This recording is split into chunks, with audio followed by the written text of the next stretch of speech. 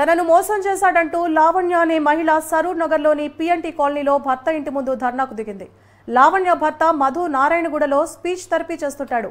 గతంలో అతనికి 2 పిల్లలు ఉండగా తన భార్య చనిపోవడంతో ఆమె సొంత చెల్లెల్ని పెళ్లి చేసుకున్నాడు. స్పీచ్ థెరపీ సెంటర్లో లావణ్య పరిచయం అయింది. తను కూడా స్పీచ్ థెరపీ చేస్తూ ఉద్యోగం చేస్తోంది.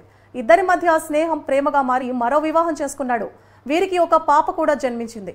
ప్రస్తుతం తనను పట్టించుకోవడం లేదని, తనను మోసం చేశాడంటూ భర్త ఇంటి ముందు ఆందోళనకు దిగింది. సమాచారం అందుకున్న సరూర్ నగర్ పోలీసులు ఆమెను పోలీస్ స్టేషన్ కు తరలించి దర్యాప్తు చేపట్టారు.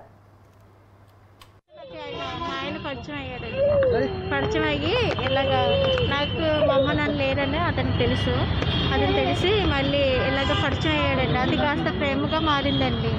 అంటే నాకు మా అమ్మ నాన్న లేక నాకు అమ్మ నాన్నగా చూసుకుంటున్నాడని నేను ఇష్టపడ్డాను సార్. అంతకుముందు వేరే ఎఫెక్ట్ ఏం లేదు సార్. నాకు అతన్ని ఇష్టపడి నన్ను పెళ్లి చేసుకున్నాడు సార్.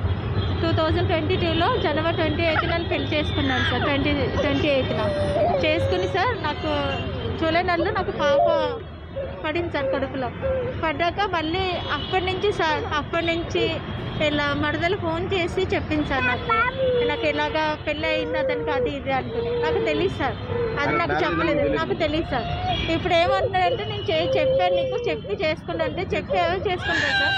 నేను నెలకి 1 లక్ష రూపాయలు సంపాదించేదాన్ని నేను ఎలా చేసుకుంటాను సార్. అతను నా జీవితం అంతా నాశనం చేస్తాడు సార్.